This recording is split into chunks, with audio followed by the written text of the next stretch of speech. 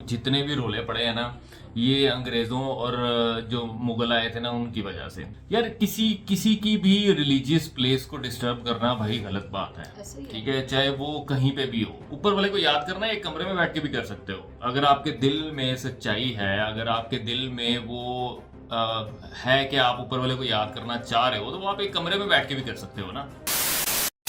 Hello. कैसे हैं आप सब? उम्मीद है आप सब ठीक होंगे, खैरियत से होंगे। हम भी ठीक है। मैं किरण हूँ, ये नुमान है और हम लाहौर पाकिस्तान से हैं। किरण भी तबीयत बेहतर हो गई है। बिल्कुल। हमने 2-4 दिन का वक्फा डाला वीडियो के अंदर, तो मतलब गैप आ गया वीडियो में, तो ज़रा हमारी ईद भी गुजर गई, इनकी तबीयत भी ठीक हो गई, तो अब से अब वीडियोस जो हैं वो डेली आएंगी। सो वीडियो स्टार्ट करते हैं। वीडियो है जी राम मंदिर डिस्प्यूट के ऊपर, जो कि नितेश अग्रवाल की है, और वीडियो का लिंक डिस्क्रिप्शन में जाके चेक कीजिएगा। बाकी की बातें वीडियो के दरमियान दरमियान में साथ साथ चलती रहेंगी। सो वीडियो को स्टार्ट करते हैं। 1 2 3 स्टार्ट।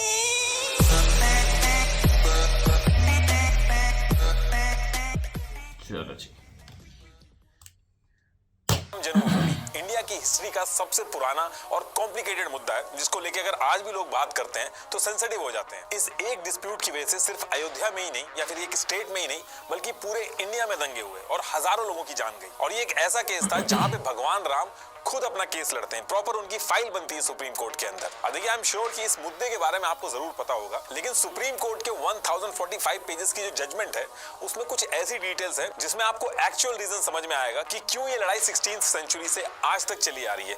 पूरा ये जो जजमेंट है ये मैंने पढ़ा है, और इस पूरी वीडियो में आप मेरे मुंह से एक भी चीज ऐसी नहीं सुनोगे जो सुप्रीम कोर्ट का जो जजमेंट है उससे बाहर हो, या फिर गवर्नमेंट की रिपोर्ट्स, न्यूज, या फिर आर्कियोलॉजिकल सर्वे की जो रिपोर्ट थी उससे बाहर हो। इस वीडियो को बनाने के पीछे का जो रीजन है वो बस यही है कि एक बार के लिए हम लोग अपने बायसेस को साइड में रख के फैक्ट के बेसिस में देखें कि आखिर ये सारी चीजें हुई क्यों, इनके पीछे रीजंस क्या थे, और सुप्रीम कोर्ट एक्चुअल में क्या कहता है। हम अपने राज में दंगा फसाद को फैलने नहीं देंगे और मंदिर वही बनाएंगे। तो देखिए, ये इंडिया के अंदर, ये उत्तर प्रदेश के अंदर ये एरिया है अयोध्या डिस्ट्रिक्ट। पहले इसका नाम फैजाबाद डिस्ट्रिक्ट था, अभी चेंज होकर अयोध्या डिस्ट्रिक्ट हो गया है। तो अयोध्या डिस्ट्रिक्ट के अंदर ये सरयू नदी से इधर ये वो 2.77 एकड़ का लैंड है, और ये जो प्लॉट नंबर है इसका 583 है, जिसको लेके इंडिया की हिस्ट्री का सबसे पुराना और सबसे बड़ा लैंड डिस्प्यूट शुरू हुआ। और आज की डेट में यहाँ पे राम मंदिर बन रहा है। और अभी आप न्यूज में ये वाला मैप देखते होंगे राम मंदिर के लिए, ये जो पूरा ग्रीन पार्ट आप देख रहे हो, ये 67.7 एकड़ का एरिया है। लेकिन डिस्प्यूटेड एरिया जो है वो ये पूरा ग्रीन पार्ट नहीं है। डिस्प्यूटेड एरिया जो है वो ये इधर 2.77 एकड़ का जो एरिया है, इसको प्लॉट नंबर 583 भी कहते हैं, ये यहाँ पे है। इसके अंदर भी 0.313 एकड़ का जो एरिया है वो एक्चुअल डिस्प्यूट का एरिया है। तो यहाँ पे ही ये राम मंदिर बन रहा है। अब आप एक क्वेश्चन ये भी कह सकते हो कि 67.77 एकड़ का ये जो ग्रीन पार्ट है यहाँ पे पूरा क्यों नहीं बनाया गया, इसी इलाके में क्यों बनाया गया। तो देखिए, थोड़ा सा वेट करिए, अब ये सारी चीजें आपको स्टेप बाय स्टेप समझ में आ जाएंगी। तो देखिए, 500 बीसी का टाइम था, और हिंदू पौराणिक बुक्स जैसे रामायण हो गई, भविष्य पुराण हो गए, इनफैक्ट लोमेश रामायण जो थे उनकी स्क्रिप्ट्स हो गई, इन सब की डिटेल्स को अगर जोड़ें तो जो अयोध्या था वो किंगडम ऑफ कौशला की कैपिटल थी। तो अब यहाँ से होता क्या है कि भगवान राम के बेटे महाराजा कुश जो थे वो अपने फादर भगवान राम के जन्म स्थान पे सबसे पहले अयोध्या में राम मंदिर बनवाते हैं, और फिर इसके बाद पीढ़ी दर पीढ़ी इनके जो वंशज थे उन्होंने राज किया इस एरिया में। तो ऐसे कर करके इनकी पीढ़ी से 44 राजा आते हैं जिन्होंने इस एरिया में राज किया, और जो आखिरी राजा थे वो थे बृहदबला, जिन्होंने अयोध्या पे राज किया। अब इन्हीं के टाइम पे महाभारत स्टार्ट होती है, और महाभारत की लड़ाई में बृहदबला जो थे उनको अभिमन्यु मार देते हैं, और जब इनकी डेथ हो जाती है तो इनकी डेथ के बाद अयोध्या और जो राम मंदिर था उसकी हालत बहुत खराब हो जाती है, टूटने जैसी हो जाती है। अब इसके बाद ईयर 57 एडी में उज्जैन के जो सम्राट थे महाराजा विक्रमादित्य, ये शिकार के लिए अयोध्या पहुंचते हैं, और जब ये अयोध्या पहुंचते हैं तो यहाँ पे संतों से मिलते हैं, और जब इनको यहाँ की हिस्ट्री पता चलती है तो बहुत ज्यादा इंप्रेस हो जाते हैं। तो उसके बाद ये क्या करते हैं कि ये राम मंदिर और ये जो पूरा अयोध्या शहर था इसको दोबारा से बनवाते हैं। तो इनके टाइम पे राम मंदिर और पूरे अयोध्या का जो इंफ्रास्ट्रक्चर था वो बहुत ज्यादा डेवलप हुआ, और इसके बारे में जो सुप्रीम कोर्ट का जजमेंट है उसके पेज नंबर 673 में भी मेंशन किया गया है। अब यहाँ तक तो सारी चीजें सही चल रही थी। इसके बाद ईयर आता है 1526, जब बैटल ऑफ पानीपत होती है, और मोहम्मद बाबर जो था वो इब्राहिम लोदी को बैटल ऑफ पानीपत में हरा देता है। और इसके बाद फिर 20 अप्रैल 1526 में बाबर की एंट्री जो होती है वो भारत के अंदर होती है। अब यहाँ से चीजें चेंज होती हैं, क्योंकि उस टाइम पे ये होता था कि अगर कोई रूलर होता था, अगर वो उस एरिया पे अपना कंट्रोल कर लेता था या फिर जीत जाता था, तो वहां जो दूसरे रिलीजन होते थे, उनके जितने भी रिलीजियस स्ट्रक्चर होते थे, उनको हटा के अपने फेथ के रिलीजियस स्ट्रक्चर बनवाता था, अपने साम्राज्य की जो प्रेजेंस है उसकी डोमिनेंस दिखाने के लिए। और इन सारी चीजों के बारे में मुगल्स के टाइम्स पे जो इंस्क्रिप्शंस थे, जैसे तारीख अवध बाय मोहम्मद कासिम, अकबर मसूद बाय अबद अल कादिर, इनमें मेंशन है। तो बाबर जो था वो इंडिया पे कब्जा करने के 2 साल बाद यानी कि ईयर 1528 में अपने कमांडर मीर बाकी को बुलाता है और अयोध्या के अंदर कोट रामचंद्र एक गांव था, वहां पे 2.77 एकड़ की एक जमीन थी, वहां पे मस्जिद बनवाने को कहता है।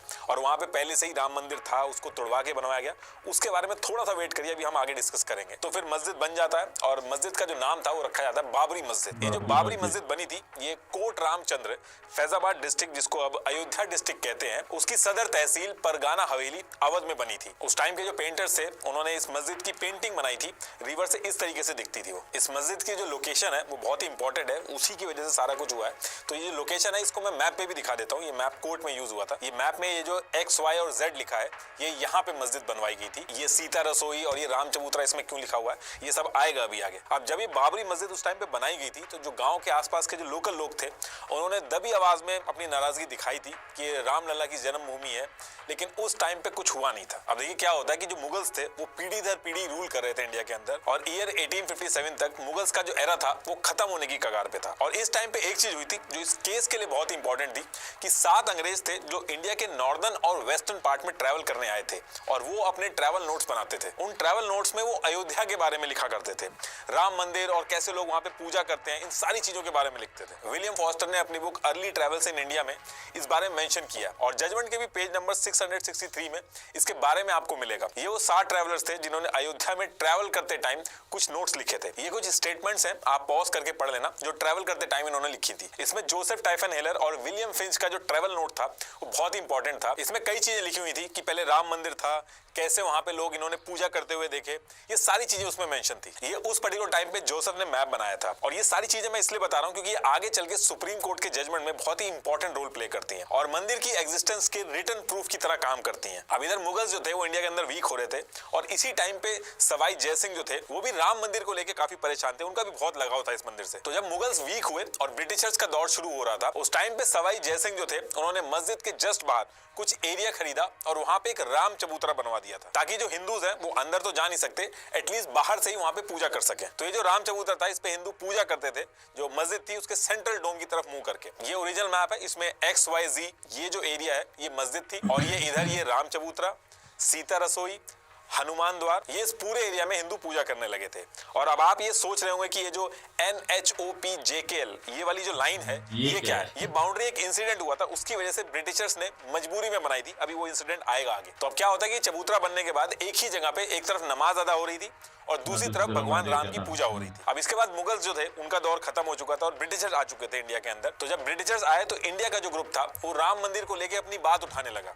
वो ये कहने लगे कि ये जो मस्जिद है इसकी जगह पे पहले राम मंदिर हुआ करता था, और इसको लेके जो ब्रिटिशर्स थे उनको लोकल जो जनता थी वो बहुत ज्यादा परेशान करने लगी थी। तो ईयर 1838 में ब्रिटिशर्स ने अपने एडमिनिस्ट्रेटर रॉबर्ट मॉन्टगोमेरी मार्टिन जो थे उनको अपॉइंट किया और उनसे कहा कि आप इस एरिया का सर्वे करो और ये बताओ कि पहले यहाँ पे क्या था और एक रिपोर्ट सबमिट करो इससे रिलेटेड। अब मार्टिन अपना सर्वे पूरा करते हैं और 3 पार्ट में अपनी रिपोर्ट बनाते हैं। इसमें मार्टिन ने बताया कि जो डिस्प्यूटेड लैंड है जिसमें हिंदू और मुस्लिम लड़ रहे हैं, अभी जहाँ पे मस्जिद है इस पे पहले एक मंदिर था, और इन्होंने कहा कि मंदिर तो था लेकिन मस्जिद जो बनाई गई है वो मंदिर को तोड़ के बनाई गई है या प्लेन एरिया पे बनाई गई है, इसके बारे में कुछ नहीं कहा जा सकता। और एग्जैक्ट लैंग्वेज क्या उन्होंने यूज करी थी ये आप पॉज करके एक बार पढ़ लेना। जजमेंट के पेज नंबर 669 से 671 में मिल जाएगी आपको। अब ये जो रिपोर्ट आती है इसको सुन के जो लोकल लोग थे वो अपनी आवाज और ज्यादा उठाते हैं। उनका ये कहना था कि रामलला की जन्मभूमि है, उसके ऊपर ये बाबरी मस्जिद बनाई गई है। तो ये सारी बातें चलती रहती है और इसके बाद अच्छा ये चीज ना हमें भी क्लियर नहीं है, मुझे भी नहीं पता मस्जिद तोड़ के बनाई, मतलब मंदिर तोड़ के बनाया गया मस्जिद को या अलग से बनाया गया है। अब ये चीज हमें भी सुनने को मिली थी, मेरी समझ में नहीं आई थी।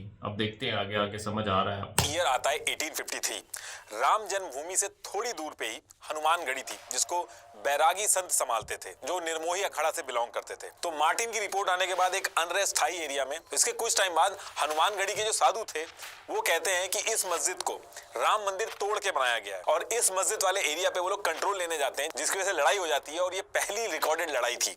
इसकी वजह से हिंदू मुस्लिम टेंशन बढ़ जाती है और आने वाले 2 साल तक हिंदू और मुस्लिम के बीच में दंगे चलते हैं। अब इसके 2 साल बाद ईयर 1855 में एक सुन्नी क्लेरिक गुलाम हुसैन कहते हैं ये जो हनुमानगढ़ी है यहाँ पे पहले मस्जिद थी और ये मस्जिद तोड़ के मंदिर बनाया गया है, और वो करीब 500 मुस्लिम फॉलोवर्स को इकट्ठा करते हैं और हनुमानगढ़ी में हमला कर देते हैं। लेकिन वहां पे पहले से ही 8000 बैरागी संत जो थे वो पहुंचे हुए थे। काफी लड़ाई होती है और इसमें मुस्लिम पक्ष जो था उसको काफी नुकसान होता है और 75 मुस्लिम्स की जान चली जाती है। इसके बारे में सर्वपल्ली गोपाल की book anatomy of a confrontation उसमें इसके बारे में मेंशन है और जजमेंट के पेज नंबर 675 में भी इसके बारे में मेंशन है। तो इन दंगों की वजह से काफी अनरेस्ट हो गया था और ब्रिटिशर्स जो थे वो भी इन सारी चीजों से बहुत परेशान हो गए थे। तो उन्होंने क्या किया कि ये जो विवादित लैंड था इसको हिंदू और मुस्लिम्स के बीच में बांट दिया। अब ब्रिटिशर्स को ऐसा लग रहा था कि इससे चीजें कंट्रोल में आ जाएंगी, लेकिन ऐसा होता नहीं है। तो ईयर 1857 में ब्रिटिशर्स क्या करते हैं कि ये जो विवादित एरिया था इसको डिवाइड करने के लिए ग्रिल और ब्रिक्स का यूज करके 6 से 7 फीट की एक वॉल बना देते हैं। ये जो मैप के अंदर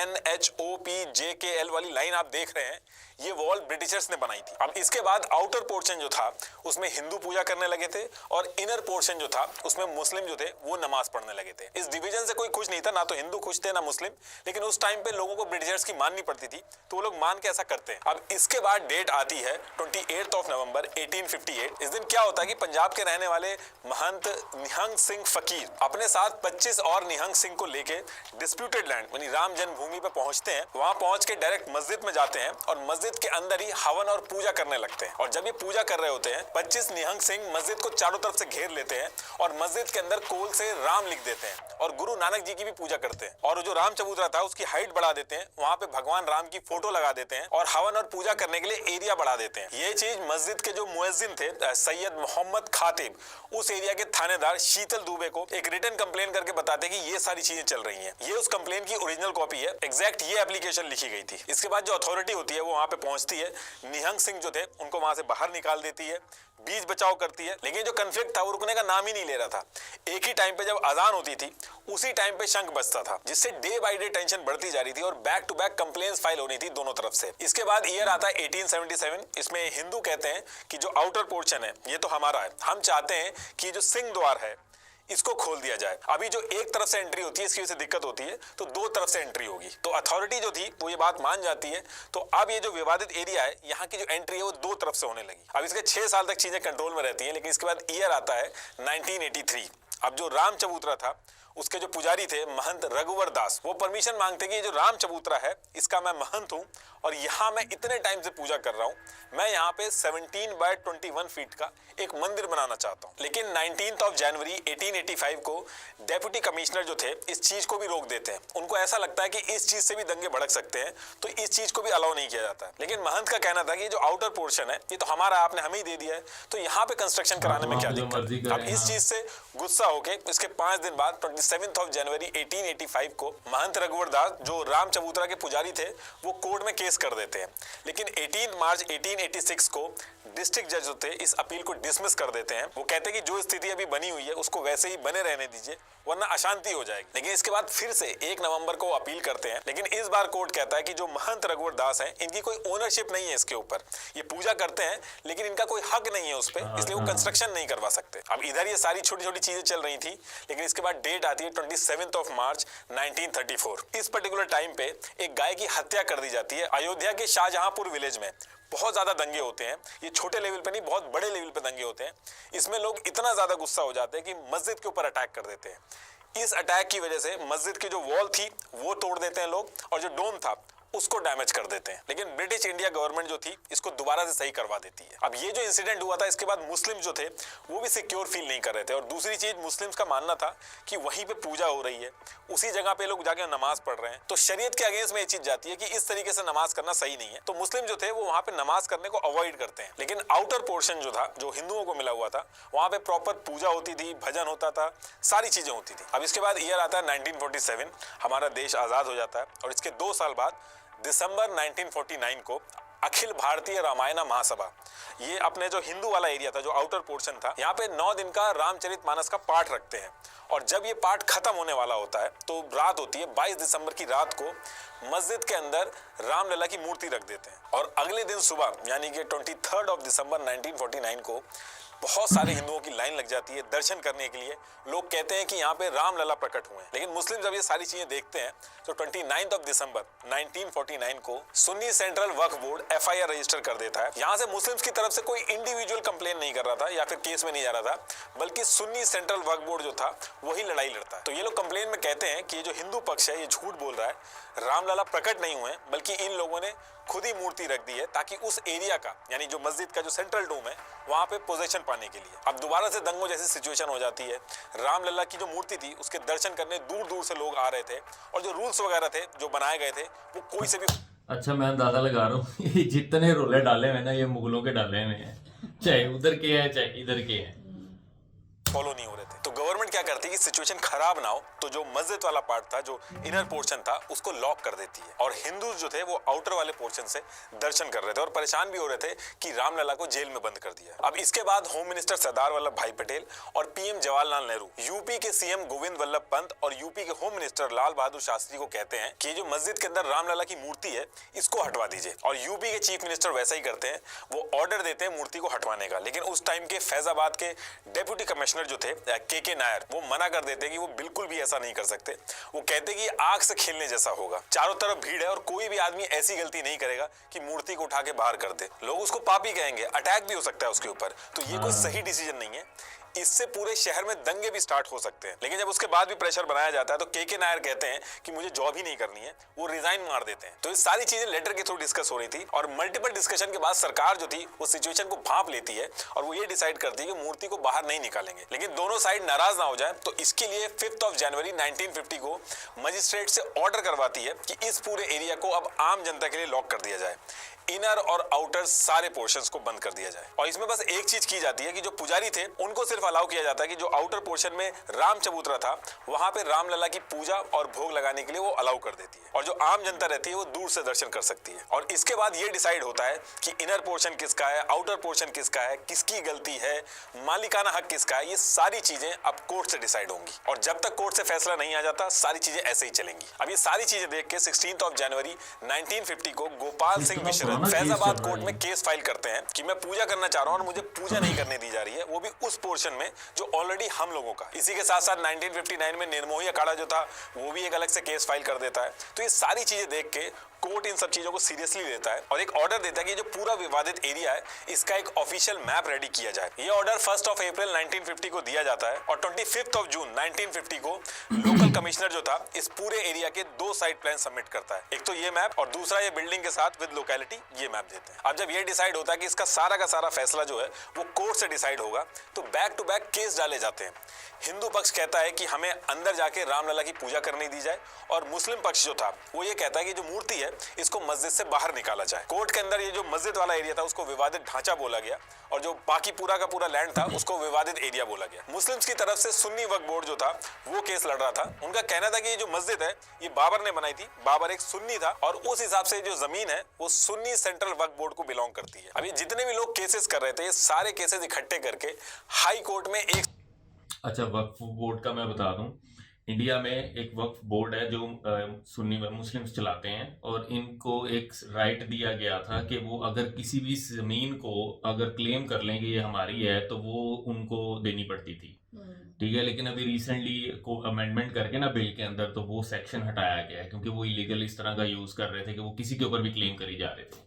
ट्रांसफर कर दिए जाते हैं। लेकिन डिले बहुत हो रहा था इस पूरे प्रोसेस में क्योंकि फैसला आना ही अपने आप में हार्मोनी खराब कर देता था पूरे शहर की। अब जो हिंदू संगठन थे जैसे VHP, RSS वो इन सारी चीजों से खुश नहीं थे। उनको लगा कि ऐसे तो कभी जमीन मिलेगी ही नहीं, तो ये लोग इसके लिए अलग अलग टीम बना के काम स्टार्ट कर देते हैं। अब इसी बीच में ईयर 1980 में जो जनता पार्टी थी वो डिसॉल्व होके एक नई पार्टी बनती है जिसका नाम था BJP। अब इसके बाद अप्रैल 1984 में VHP एक कैंपेन स्टार्ट करती है ताकि ऑल ओवर इंडिया से ये राम मंदिर बनाने की जो मुहिम है ये बहुत तेज सरप्राइज हो जाए। तो वीएचपी जो थी वो इंडिया के अंदर अलग अलग हिस्सों में रथ यात्रा निकालने का प्लान बनाती है ताकि पूरे देश का सपोर्ट मिले। और इसमें भी ये प्लान था कि ये लोग स्पीचेस देंगे जगह जगह जाके और इस पूरे मुद्दे को इंडिया के कोने कोने तक पहुंचाएंगे ताकि गवर्नमेंट के ऊपर प्रेशर बने। तो इनका प्लान जो था वो सितंबर 1984 में रथ यात्रा करने का था, लेकिन इंदिरा गांधी जी की डेथ हो जाती है और देश का जो माहौल था वो काफी खराब हो जाता है। तो ये जो यात्रा थी वो रोक दी जाती है। इसी बीच इलेक्शन होते हैं और पहली बार बीजेपी इलेक्शन में खड़ी होती है। इनफैक्ट बीजेपी का जो पहला मैनिफेस्टो था उसमें राम मंदिर के बारे में नहीं था। तो इलेक्शन होता है और पहली बार बीजेपी खड़ी हुई थी, तो इनकी परफॉर्मेंस इतनी अच्छी नहीं रहती है, सिर्फ 2 सीटें मिलती हैं इनको। और इसी वजह से अटल बिहारी वाजपेयी को हटा के लाल कृष्ण आडवाणी जो थे उनको पार्टी का प्रेसिडेंट बना दिया जाता है। अब इसके बाद नेक्स्ट ईयर अक्टूबर 1985 में वीएचपी इंडिया के अंदर 25 जगह पे दोबारा से रथ यात्रा स्टार्ट करती है और जगह जगह से लोगों का भारी सपोर्ट मिलता है बीएचपी को, जिसको देख के हर कोई सरप्राइज हो जाता है। और यही वो टाइम था जब लाल कृष्ण आडवाणी ने बीजेपी को राम मंदिर के मुद्दे से जोड़ा। तो अब राम मंदिर बनवाने के लिए आरएसएस, बीजेपी, वीएचपी एक साथ सामने आ रहे थे और लोगों का भारी सपोर्ट मिल रहा था। और सेम ईयर 1985 में कांग्रेस भी फंसती है जब शाह बानो केस का जो सुप्रीम कोर्ट का फैसला था वो आता है। उस फैसले से कई सारे मुस्लिम ग्रुप्स जो थे वो बहुत गुस्से में थे। ये गुस्सा इतना ज्यादा था कि प्राइम मिनिस्टर राजीव गांधी जो थे वो संभाल नहीं पा रहे थे इसको। तो उन्होंने क्या किया कि एक कानून बना के सुप्रीम कोर्ट का जो फैसला था शाह बानो केस के लिए उसको पलट दिया था। अब जैसे ये हुआ तो राजीव गांधी के ऊपर एलिगेशन लगे कि ये मुस्लिम अपीसमेंट की पॉलिटिक्स कर रहे हैं। पूरा जो हिंदू बेल्ट था अब उसमें बीजेपी और वीएचपी की बातें ज्यादा हो रही थी। इसके साथ साथ 25 जनवरी 1986 को लॉयर उमेश चंद पांडे जो थे इन्होंने अपील कर दी थी कि रामलला की जो पूजा करने के लिए हिंदुओं के ऊपर रिस्ट्रिक्शन लगी है उसको हटा दिया जाए। तो इसको लेके लोगों में भी बहुत हल्ला होने लगता है, गवर्नमेंट भी प्रेशर में आती है। तो ये सारी चीजें जो हो रही थी इसी बीच में अचानक से हाई कोर्ट के जज ऑर्डर दे देते हैं कि हिंदुओं के दर्शन के लिए रामलला के जो गेट है उसको खोल दिया जाए। अब ये जो फैसला है ये तो बहुत नॉर्मल है, लेकिन इस फैसले को लेके बहुत ज्यादा हल्ला होने लगता है क्योंकि जिस तरीके से इसको लागू किया गया था राजीव गांधी के ऊपर सवाल उठने लगे थे कि आने वाले इलेक्शन में हिंदू वोट बैंक को दोबारा से अपनी तरफ करने के लिए ये कदम उठाया गया। क्योंकि जैसे ही हाई कोर्ट से ऑर्डर आया था उसी के 40 मिनट के अंदर ये ताला खोल दिया गया था। और ये जो ताला खोला गया था इस पूरे प्रोसेस को लाइव टीवी पे टेलीकास्ट कराया गया था। इनफैक्ट गवर्नमेंट ने कोर्ट को अश्योर किया था कि अगर ताला खोला जाता है तो कोई लॉ एंड ऑर्डर की प्रॉब्लम नहीं होगी, जबकि जब ताला लगाया गया था तो यही हवाला दिया गया था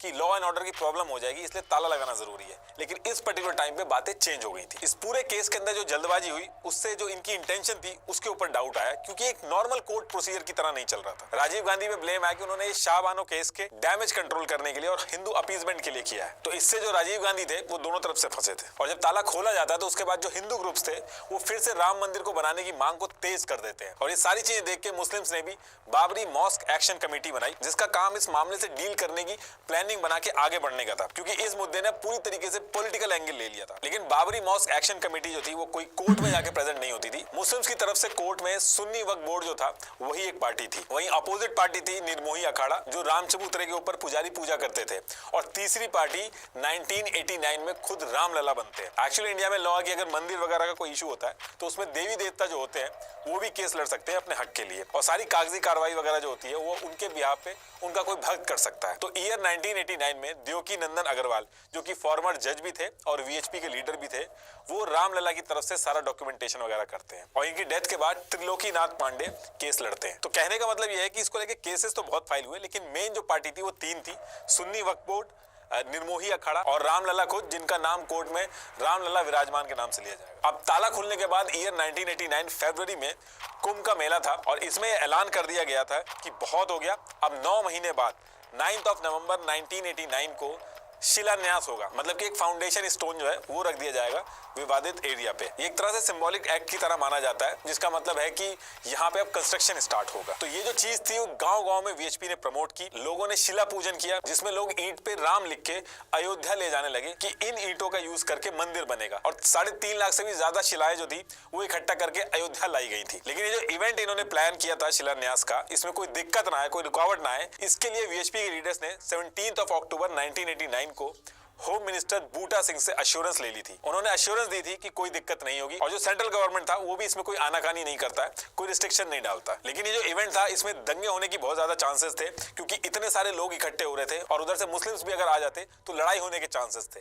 लेकिन 9 नवंबर 1989 को होम मिनिस्टर बूटा सिंह और यूपी के सीएम नारायण दत्त तिवारी, इनकी मौजूदगी में शिलान्यास कर दिया जाता है और कोई दंगे नहीं होते, कोई लड़ाई झगड़ा नहीं होता। एक एक स्टेप करके वीएचपी और आरएसएस जो थी मंदिर बनाने के लिए वो आगे बढ़ा रही थी और इलेक्शन आने वाले थे तो ये सारी चीजें देख के बीजेपी भी इसमें कूदती है। नवंबर 1989 को लाल कृष्ण आडवाणी जो थे, इन्होंने भी रथ यात्रा का अनाउंसमेंट कर दिया था और ये जो यात्रा थी वो वीएचपी की जो रथ यात्रा थी उससे अलग अनाउंस की गई थी। इस रथ यात्रा को सितंबर 1990 को गुजरात के सोमनाथ टेम्पल से स्टार्ट किया जाता है और ये जो पूरी रथ यात्रा थी इसका पूरा अरेंजमेंट नरेंद्र मोदी जी ने किया था, जिसके लिए उनकी बहुत तारीफ भी हुई थी। चुनाव प्रवेश से विजयनाथ संकल्प मार्ग से आडवाणी जी आगे बढ़ो, हम तुम्हारे साथ हैं। इस रथ यात्रा को अलग अलग रीजन से होके 10,000 किलोमीटर का सफर तय करके अयोध्या पहुंचना था। जब ये यात्रा शुरू होती है तो पूरे इंडिया में हल्ला होता है और बीजेपी पार्टी इस वजह से बहुत ज्यादा हाईलाइट हो जाती है। इस यात्रा की वजह से पूरे इंडिया में राम मंदिर का मुद्दा उठ गया था और कई जगह पे दंगे भी होने लगे थे, स्पेशली वहां पे जहां पे हिंदू और मुस्लिम पॉपुलेशन का जो बैलेंस था वो बराबर नहीं था। अब ये जो रथ यात्रा थी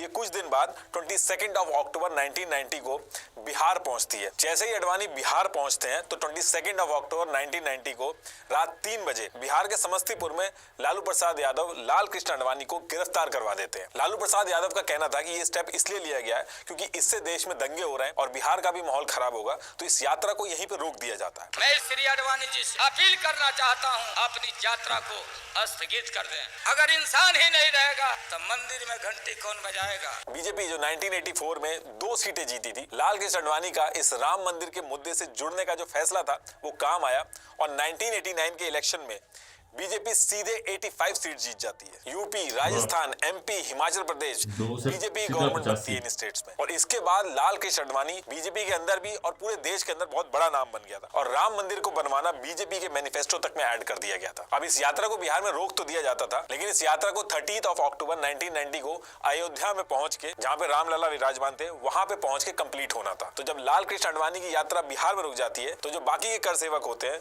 वो अयोध्या पहुंचते हैं। देखिए, कर सेवक वो होते हैं जो कर सेवा करते हैं, मतलब कि बिना स्वार्थ के अपने रिलीजन के लिए काम करना, सेवा करना। तो कर सेवक कहते हैं कि भले ही यात्रा बिहार में रोक दी गई है लेकिन वो अयोध्या जाएंगे और वहां जाके कर सेवा करेंगे। लेकिन इस पे मुलायम सिंह जी ने कहा कि वो जो विवादित एरिया है वहां पे परिंदा भी पर नहीं मार सकता और अगर कोई आएगा तो अच्छा नहीं होगा।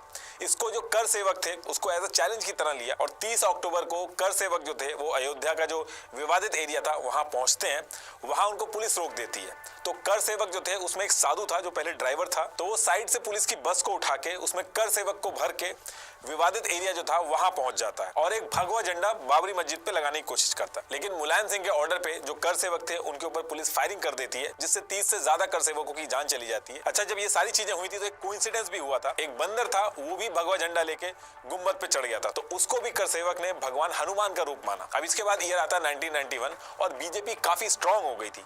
पूरे ऑल ओवर इंडिया में बीजेपी के बारे में बात हो रही थी और यूपी के अंदर भी बीजेपी जीत जाती है। 24 जून 1991 को पहली बार बीजेपी की यूपी के अंदर सरकार बनती है और बीजेपी से कल्याण सिंह यूपी के सीएम बनते हैं। और जो सेंट्रल गवर्नमेंट थी वहां पे कांग्रेस ही जीत के आई थी, तो वहां पे पीवी नरसिम्हा राव वो पीएम बने थे। बीजेपी को सीट्स मिली थी जिससे हर कोई हैरान था। और इसके बाद राम मंदिर की इंपॉर्टेंस नेता लोगों को भी समझ में आने लगी थी। कल्याण सिंह सीएम बनते ही अयोध्या जाके शपथ लेते हैं और बोलते हैं रामलला हम आए हैं, मंदिर यहीं बनाएंगे। और ये नारा काफी फेमस भी होता है। और कुछ दिन बाद 7 अक्टूबर 1991 को कल्याण सिंह एक बहुत बड़ा फैसला लेते हैं। लैंड एक्विजिशन एक्ट 1894 के सेक्शन 4, 6 एंड 17 के अंडर वो विवादित एरिया जो था और उसके आसपास का जो एरिया था वो अपने पास यानी कि स्टेट गवर्नमेंट के पास ले लेते हैं। इस एक्ट में ये था कि स्टेट गवर्नमेंट चाहे तो टूरिज्म और डेवलपमेंट के लिए लैंड एक्वायर कर सकती है। तो कल्याण सिंह ने यानी कि स्टेट गवर्नमेंट ने पहले तो एरिया अपने अंडर में लिया, फिर एक ट्रस्ट था राम जन्मभूमि न्यास, ये वीएचपी का ही ट्रस्ट था जिसका ऑब्जेक्टिव था राम जन्मभूमि को बनाना। तो इस ट्रस्ट को 1 रुपए की लीज में ये पूरी जमीन दे दी जाती है और ऐसा बोला गया कि इस एरिया में श्री राम कथा पार्क बनाया जाएगा टूरिज्म और डेवलपमेंट के लिए। लेकिन इसके तुरंत बाद मुस्लिम ग्रुप जो थे वो कोर्ट पहुंच जाते हैं कि ये लोग मनमानी कर रहे हैं, ये अनकॉन्स्टिट्यूशनल है। तो इसके बाद हाई कोर्ट जो थी इस फैसले के ऊपर स्टे लगा देती है और ये जो जमीन वगैरह लीज पे दी गई थी ट्रस्ट को उस पे होल्ड लग जाता है। और इसमें कोर्ट एक चीज और करता है कि इस जमीन के ऊपर कोई भी कंस्ट्रक्शन अलाउड नहीं होगा, मतलब एक छोटा सा भी कंस्ट्रक्शन इस विवादित एरिया के ऊपर कोई नहीं बनवा सकता, क्योंकि दोनों ग्रुप्स की तरफ से अलग अलग ट्रिक्स खेल के पोजीशन लेने की कोशिश की जा रही थी। ये लोग पैसा लगा के आसपास के जो लैंड थे, जो विवादित एरिया था उसके आसपास का जो लैंड था वो सब भी खरीदे थे और इसके लिए बहुत सारे लोग फंड और डोनेशन भी दे रहे थे। अब इसके बाद ईयर शुरू होता है 1992 और कल्याण सिंह यानी कि बीजेपी की सरकार थी। जनवरी 1992 को पहली चीज ये होती है कि जो विवादित एरिया था उसके आसपास बैरियर लगाए हुए थे, तो उन बैरियर्स को हटा दिया जाता है। इससे पहले किसी का भी उस एरिया में बिना परमिशन के आना उतना आसान नहीं था, लेकिन जब ये बैरियर हट जाते हैं तो वहां आना जाना और पॉसिबल हो जाता है। तो ईयर के स्टार्टिंग में इन बैरियर्स को हटा दिया जाता है और फैब के मंथ में आरएसएस, बीजेपी, वीएचपी और बजरंग दल एक मीटिंग करते हैं। अभी जो मीटिंग थी इसको लेके कई चीजें बोली गई। फॉर्मर इंटेलिजेंस ब्यूरो के जो हेड थे मलॉय कृष्णधर, इन्होंने क्लेम किया कि इस मीटिंग में 6 दिसंबर 1992 यानी कि कुछ महीने बाद विवादित ढांचा को गिराने की पूरी प्लानिंग की गई। और ऐसा इसलिए किया गया ताकि कोर्ट में केस स्ट्रांग हो, क्योंकि अगर उस जमीन पे मस्जिद रहेगी तो जो कोर्ट है वो इनके हक में फैसला नहीं दे पाएगा। तो ये जो आईबी ऑफिसर थे मलॉय कृष्णधर, इन्होंने क्लेम किया कि इनकी सिक्योरिटी लगी हुई थी। इन्होंने मीटिंग की रिकॉर्डिंग भी की और अपने सीनियर को भी दी, लेकिन कुछ उससे हुआ नहीं। इसमें मलॉय धर ने कांग्रेस के जो नरसिम्हा राव थे उनको भी ब्लेम किया कि कांग्रेस जो थी वो दोनों ग्रुप को सपोर्ट करने के चक्कर में आंख बंद करके बैठी थी। ये सारे जो एलिगेशन इन्होंने लगाए हैं, इनकी book open secrets India's intelligence इसमें है। और इसके बाद कोबरा पोस्ट के स्टिंग ऑपरेशन भी हुए थे, जिसमें बोला गया था कि 10 महीने पहले से ही प्लानिंग स्टार्ट हो गई थी। यूट्यूब पे अभी भी वीडियो पड़ी है। अब इसके बाद चीजें जो थी वो बहुत ज्यादा इंटेंस होती जाती हैं। 24 मार्च 1992 को कल्याण सिंह यूपी के सीएम बिना डरे पब्लिक स्टेटमेंट देते हैं कि चाहे गवर्नमेंट रहे या ना रहे, राम मंदिर बनना चाहिए। अब इस पूरे सिनेरियो में दिक्कत ये थी कि जो हिंदू ग्रुप्स थे उनका कहना था कि ये जो एरिया है उसमें वहां पे उनको कंस्ट्रक्शन करके पूजा तो करने दी जाए, लेकिन कोर्ट से ऑर्डर ही नहीं थे, वहां पे कंस्ट्रक्शन ही नहीं हो सकता था। 7 जुलाई 1992 को पहली बार पब्लिकली लोगों तक वीएचपी ने अपनी बात पहुंचाई और इनडायरेक्टली कहा कि अगर कंस्ट्रक्शन नहीं किया जा सकता तो विवादित ढांचा गिराया तो जा सकता है, उस पर तो कोर्ट ने कुछ नहीं कहा। ये सब सुन के अयोध्या और पूरे इंडिया में एक टेंशन सी बढ़ गई थी, क्योंकि किसी को पता नहीं था कि क्या हो जाएगा। 24 सितंबर 1992 को वीएचपी कहती है कि ये ऐसे ही नहीं चलता रहेगा, आपके पास 3 महीने का टाइम है, गवर्नमेंट कुछ भी करके हमें कंस्ट्रक्शन करने दे, और अगर नहीं करने दिया गया तो हम वेट नहीं करेंगे, हम आगे नेक्स्ट स्टेप लेंगे। अब ये 3 महीने भी निकल जाते हैं, गवर्नमेंट कोई कार्रवाई नहीं करती है, जो नेगोशिएशन चल रहे थे वो भी कोलैप्स हो जाते हैं। तो 30 अक्टूबर को धर्म संसद की मीटिंग होती है दिल्ली के अंदर। धर्म संसद में अलग अलग हिंदू ऑर्गेनाइजेशन स्ट्रेटेजी बनाती थी राम मंदिर को बनाने के लिए। इस मीटिंग में डिसाइड हुआ कि 6 दिसंबर 1992 को कर सेवा की जाएगी अयोध्या के अंदर। अब कर सेवा की जाएगी वहां पे, इसका मतलब ये था कि वहां जाके राम चबूतरा से थोड़ी दूर पर एक एक मुट्ठी मिट्टी लेके जाएंगे और भजन और कीर्तन होगा। लेकिन कई सारे लोगों को ये डर था कि वहां पे जाके ये जो विवादित ढांचा है उसको गिराने की प्लानिंग हो रही है। और इस मीटिंग के बाद पूरे देश में एक टेंशन का माहौल था कि 6 दिसंबर 1992 को क्या होगा। फिर आगे चल के जो कर सेवा का प्रोग्राम था इसको रोकने की बात की गई, तो कल्याण सिंह यूपी के सीएम ने सुप्रीम कोर्ट में एप्लीकेशन दी और यूपी विधानसभा में गारंटी ली कि खाली कर सेवा होगी और मस्जिद को कुछ नहीं होगा। और उन्होंने ये भी चीज ऐड करी कि ऐसे टाइम पे अगर हम कर सेवा को रोकेंगे तो दंगे और उल्टा भड़क जाएंगे। अब ये सारी चीजें करने के बाद कल्याण सिंह ने क्या किया, उन्होंने राइटिंग में सिक्योरिटी को बोला कि किसी भी सिचुएशन में कर सेवक के ऊपर गोली नहीं चलनी चाहिए। प्रकाश सिंह जो डीजीपी थे उन्होंने कहा कि यूपी गवर्नमेंट ऐसे ऑफिसर्स लगा रही थी मंदिर के आसपास जो उनके हिसाब से चले। सरकार का यह प्रयास था अयोध्या और उसके आसपास ऐसे अधिकारी लगे जो उनके कहने के अनुसार चल सके। अब 1 दिसंबर 1992 से ही पूरे देश से कर सेवक अयोध्या पहुंचने लगे थे। 1.5 लाख से भी ज्यादा कर सेवक पहुंच गए थे और पूरी अयोध्या जो थी वो एक छावनी की तरह बदल गई थी। और एक दिन पहले यानी कि 5 दिसंबर 1992 को जो भीड़ थी, स्टेज वगैरह बना दिया गया था, उसमें नेता लोग आके भाषण दे रहे थे, जिसमें अटल बिहारी वाजपेयी और लाल कृष्ण आडवाणी जो थे उन्होंने भाषण में कहा कि विवादित एरिया पे कंस्ट्रक्शन नहीं किया जा सकता, लेकिन वहां पे बैठने के लिए उसको समतल तो किया जा सकता है। नुकीले पत्थर निकले उन पर तो कोई नहीं बैठ सकता, तो जमीन को समतल करना पड़ेगा, बैठने लायक करना पड़ेगा, यज्ञ का आयोजन होगा। ऐसे ही लाल कृष्ण आडवाणी भी बोलते हैं कि बलिदान देना होगा, सरकार की कुर्बानी अगर देनी पड़ेगी तो वो भी देंगे। BJP, RSS, VHP, Bajrang Dal सबके नेता पहुंच गए थे, लेकिन कुछ नेता जिनकी दिक्कत लग रही थी, जिनका लग रहा था कि इनके भाषण भड़काऊ हो सकते हैं, उनको अलाउ नहीं किया गया था, उनको रोका गया था। जैसे उमा भारती, तो उमा भारती ने अपने बाल कटवा लिए ताकि उनको पहचाना ना जा सके और वो भी अंदर जा सके।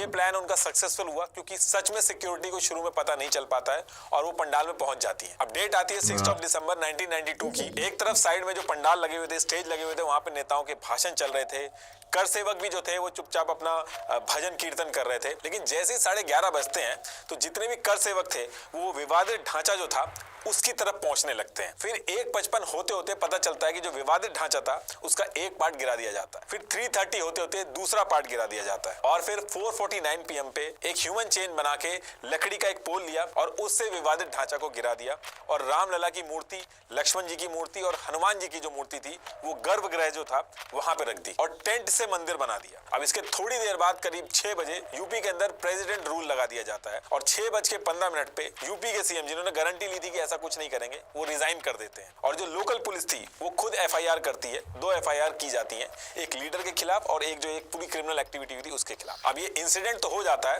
लेकिन इस इंसिडेंट के बाद सिर्फ अयोध्या ही नहीं पूरे देश में दंगे होते हैं। मुंबई, अहमदाबाद, गुजरात, दिल्ली, यूपी के state, Bihar, all over India में दंगे होते हैं। 2000 से ज्यादा लोगों की जान चली जाती है और खरबों रुपए की संपत्ति जो है वो बर्बाद हो जाती है। इंडिया के बाहर भी ये बात पहुंचती है और पाकिस्तान क्या करता है वो अपने देश के अंदर 30 हिंदू मंदिर तोड़ देता है।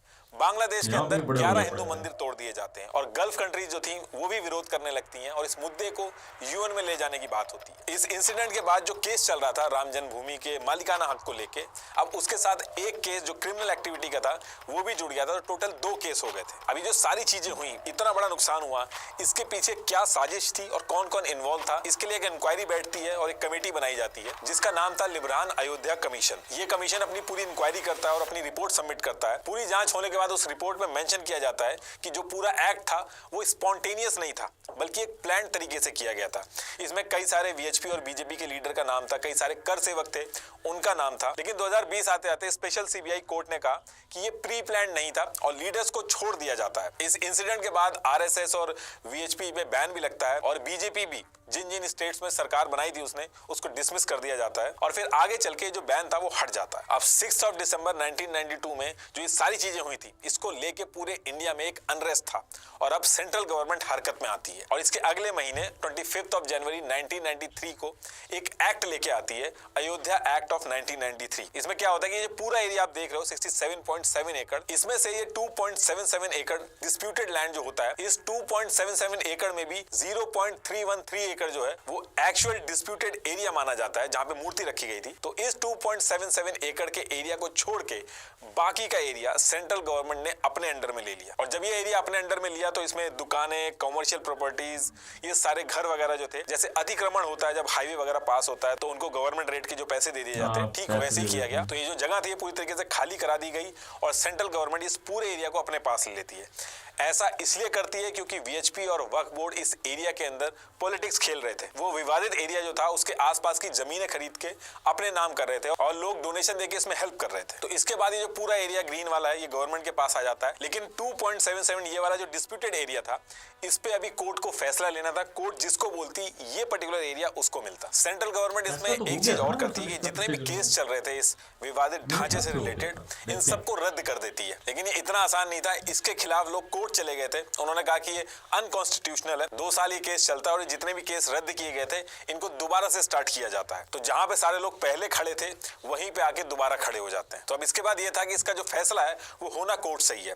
तो 2003 में हाई कोर्ट में केस स्टार्ट होता है और सबसे पहले आर्कियोलॉजिस्ट की टीम बुलाई जाती है कि अब जो साइंटिफिक तरीके हैं और जो फैक्ट्स हैं उनको ढूंढा जाने लगता है। तो 12 मार्च 2003 को ASI की टीम सर्वे स्टार्ट करती है। पहले GPR सर्वे किया जाता है, मतलब कि ग्राउंड पेनिट्रेटिंग रडार। इसमें बिना कोई गड्ढा खोदे इलेक्ट्रोमैग्नेटिक वेव जो होती हैं वो भेजी जाती हैं। तो उससे पता चलता है कि जमीन के अंदर कुछ है कि नहीं और उसके हिसाब से खुदाई होती है। ऐसा नहीं होता कि एक तरफ से अगर सर्वे स्टार्ट हो गया तो सारी की सारी जमीन खोद दी जाती है। तो पहले GPR सर्वे किया गया था, उसके बाद जहां जहां इमेजेस आई थी वहां पे 6 महीने तक खुदाई चलती है। ट्रांसपेरेंसी के लिए 2 जुडिशियल ऑफिसर्स को रखा जाता है। जितने टाइम सर्वे होता है पूरे टाइम वो लोग वहीं रहते हैं और एक क्लियर इंस्ट्रक्शन रहते हैं कि GPR में भले कुछ भी आए लेकिन किसी भी कीमत पे गर्भगृह वाला जो एरिया था जहां पे रामलला विराजमान थे उसको नहीं छेड़ना है, वहां पे खुदाई नहीं करनी है। अब इसके बाद ASI की रिपोर्ट आती है। तो पहली चीज इस रिपोर्ट में ये बताई जाती है कि बाबरी मस्जिद के नीचे एक स्ट्रक्चर मिला है लेकिन वो इस्लामिक नहीं है। दूसरी चीज इसमें ये बोली जाती है कुछ ऐसे स्ट्रक्चर मिले हैं जिससे ये लगता है कि पहले यहाँ पे कोई प्राचीन मंदिर रहा हो। और तीसरी चीज ASI ये बोलती है कि हम ये तो कंफर्म नहीं कर सकते कि जो बाबरी मस्जिद बनाई गई है वो राम मंदिर को तोड़ के ही बनाई गई है कि नहीं, लेकिन ये कह सकते हैं कि बाबरी मस्जिद को खाली जमीन पे नहीं बनाया गया था। अब इधर ये सारी चीजें चल रही थी, वहीं पे विवादित जमीन जो थी वहीं लश्कर तैयबा के 5 आतंकी अटैक करने के लिए घुस जाते हैं। 5 जुलाई 2005 को टेम्परेरी जो मंदिर बनाया था उस पे ये लोग अटैक करने का ट्राई करते हैं। इसमें एक सिविलियन की जान चली जाती है, कई लोग जख्मी हो जाते हैं, लेकिन CRPF इन 5 5 आतंकियों को मार देती है। अब इसके बाद 2010 में ये सारे प्रूफ देखे जाते हैं, दोनों ग्रुप्स अपनी अपनी दलीलें देते हैं और 2010 में हाई कोर्ट सारी चीजें देखने के बाद अपना फैसला सुनाता है। इस जजमेंट में कोर्ट कहता है कि हाँ, उस जगह पे रामलला का जन्म हुआ था और बाबरी मस्जिद के नीचे कोई भी इस्लामिक स्ट्रक्चर से रिलेटेड कोई चीज नहीं मिली है। दूसरी चीज, हाई कोर्ट 2.77 जो डिस्प्यूटेड लैंड था उसको 3 पार्ट में बांट देती है और सेंट्रल एरिया जो था वो राम जन्मभूमि न्यास यानी खुद राम भगवान को दिया जाता है। दूसरे हिस्से में राम चबूतरा और जो सीता रसोई थी वो निर्मोही अखाड़ा को दिया जाता है और तीसरा जो बचा हुआ हिस्सा होता है वो सुन्नी वक्फ बोर्ड को दे दिया जाता है। अभी डिसीजन तो आ जाता है, लेकिन इस डिसीजन से कोई भी जो पार्टी थी वो खुश नहीं थी और इसकी वजह से 2011 में ये लोग सुप्रीम कोर्ट चले जाते हैं। तो जब ये केस सुप्रीम कोर्ट में जाता है तो शुरू के 6 साल तो इस पर सुनवाई नहीं की जाती है।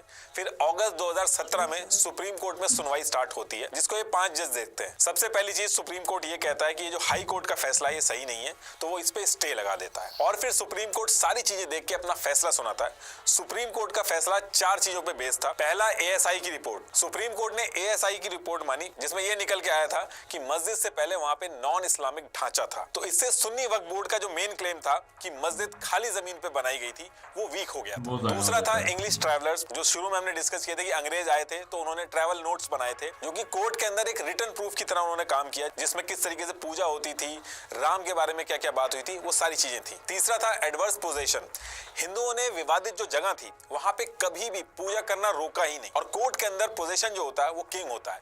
अगर मिट्टी भी पड़ी थी तो मिट्टी के ऊपर भी पुजारियों ने पूजा की, लेकिन पूजा को रोका नहीं। और वहीं दूसरी तरफ मुस्लिम जो थे वो ईयर 1934 हो या फिर 1949 के बाद से वो वहां पे नमाज पढ़ने गई नहीं। चौथी चीज थी क्रॉस एग्जामिनेशन ऑफ विटनेसेस। जैसे कोर्ट के जजमेंट के पेज नंबर 1029 पे भी पढ़ना आप, उसमें जज विटनेस परमहंस राज से कहते हैं कि आपको ये नहीं लगता कि जो सेंटर एरिया जहां पे आप कह रहे हो कि रामलला का जन्म हुआ है, तो ऐसा नहीं हो सकता कि क्या पता कुछ हाथ साइड में यानी कि लेफ्ट में या फिर कुछ हाथ राइट में वहां पे जन्म हुआ हो। तो वो कहते हैं कि एक उंगली भी इधर उधर नहीं। एग्जैक्ट जो मस्जिद थी उसका जो सेंट्रल डोम है उसके अंदर गर्भगृह है जहां पे रामलला विराजमान है, एग्जैक्ट वहीं पे है और इसमें 1% भी डाउट नहीं है। तो जितने भी पुजारी आए कोई भी अपनी बात से हिला नहीं। तो ये सारी चीजें देख के 9 नवंबर 2019 को फैसला आता है 2.77 लैंड पूरा का पूरा रामलला विराजमान यानी कि राम भगवान को दे दिया जाता है। ना तो निर्मोही अखाड़ा को ना ही सुन्नी वक्फ बोर्ड को दिया जाता है, पूरा का पूरा रामलला विराजमान को जाता है। एक तरह से राम भगवान को ही जमीन दे दी गई थी और सुन्नी वक्फ बोर्ड जो था उसको 5 एकड़ जमीन डिस्प्यूटेड लैंड जो था उससे 25 किलोमीटर दूर एक धानीपुर विलेज है अयोध्या डिस्ट्रिक्ट में, वहां पे दे दी जाती है। निर्मोही अखाड़ा जो इतने सालों से केस लड़ रहा था उसको कुछ नहीं मिलता है। अब आप इसमें ये भी कह सकते हैं कि रामलला विराजमान जो है उनको पूरा एरिया मिल गया, लेकिन उसको मैनेज कौन करेगा, वहां पे जो कंस्ट्रक्शन का काम होगा वो कौन कराएगा। तो इसके लिए ये जो 2.77 एकड़ एरिया है, सिर्फ इसकी बात कर रहा हूं मैं, पूरे 67.7 एकड़ की बात नहीं कर रहा हूं। तो इस 2.77 एकड़ डिस्प्यूटेड लैंड के लिए सुप्रीम कोर्ट का ऑर्डर फॉलो हुआ, जिसमें यह हुआ कि सेंट्रल गवर्नमेंट ने एक ट्रस्ट बनाया जिसका नाम था श्री राम जन्मभूमि तीर्थ क्षेत्र। इसको 15 मेंबर मैनेज करेंगे, लेकिन सुप्रीम कोर्ट ने कहा था कि इस ट्रस्ट में एक मेंबर निर्मोही अखाड़ा का भी रखना होगा। तो इन 15 लोगों में एक निर्मोही अखाड़ा के मेंबर थे, बाकी के जो लोग थे वो स्पिरिचुअल लीडर, गवर्नमेंट के जो अपॉइंटीज होते हैं ये सब थे। तो अभी राम मंदिर का जितना भी काम देखा जा रहा है वो सारा का सारा श्री राम जन्मभूमि तीर्थ क्षेत्र जो है वो करवा रहा है। और ये जो बाकी का ये जो ग्रीन एरिया है इसके डेवलपमेंट के लिए सेंट्रल गवर्नमेंट का प्लान है, इसको धार्मिक स्थल की तरह डेवलप किया जाएगा। जैसे वैष्णो देवी में श्रद्धालु आते हैं उनको फैसिलिटेट किया जाता है, ठीक वैसे ही किया जाएगा। अच्छा, इस सुप्रीम कोर्ट के जजमेंट में एक चीज और हुई थी। तो जब ऐसे जजमेंट दिए जाते हैं तो उसमें हमेशा एक ऑथर होता है, यानी कि जिसने सारे जजेस के एस्पेक्ट्स और ओपिनियन को ध्यान में रखते हुए जजमेंट लिखाया। लेकिन राम मंदिर जजमेंट में ऑथर का नाम कभी डिस्क्लोज ही नहीं किया गया। अगर आप जजमेंट के आखिरी में देखोगे एक एडेंडम है जिसका फॉन्ट भी अलग है, जिसमें 5 में से एक जज ने मेजॉरिटी डिसीजन को मानते हुए अपनी एकदम अलग रीजनिंग दी है, जिसे लीगल भाषा में कॉन्करिंग जजमेंट बोलते हैं। और उसमें यह लिखा है कि डिस्प्यूटेड स्ट्रक्चर भगवान राम मंदिर का है हिंदू बिलीव्स के हिसाब से। अभी करंट की बात करें तो 5 अगस्त 2020 को प्राइम मिनिस्टर नरेंद्र मोदी जी ने फाउंडेशन स्टोन और भूमि पूजन करवाया था और अब 2024 में यानी कि इसी 22 जनवरी को यहाँ पे रामलला विराजमान होंगे। फिलहाल अभी टोटल 3 फ्लोर में से ग्राउंड फ्लोर रेडी हुआ है, बाकी सेकंड फ्लोर जो है और जो थर्ड फ्लोर है अभी उस पे काम चल रहा है। कहा जा रहा है कि ये जो पूरा मंदिर है वो दिसंबर 2024 में पूरा हो जाए। अच्छा यार, मैं जैसे कि मैं वीडियो में भी बोल रहा था कि अब जितने भी रोले पड़े हैं ना ये अंग्रेज़ों और जो मुगल आए थे ना उनकी वजह से, ठीक है। क्योंकि यार देखो, अब यार किसी की भी रिलीजियस प्लेस को डिस्टर्ब करना भाई गलत बात है, ठीक है, चाहे वो कहीं पे भी हो। वहाँ पर हो या यहाँ पर हो, मुझे सुनने को मिला था काफ़ी कि यहाँ पे भी बड़े दंगे हुए थे, जो हिंदू कम्युनिटी के मंदिर थे वो तोड़ दिए गए थे। हालांकि गलत है यार, ठीक है, वहाँ पे भी ऐसा ही हुआ था, बड़ी दंगे हुए मस्जिद को लेके। यार क्या ही कर लोगे भाई, ठीक है।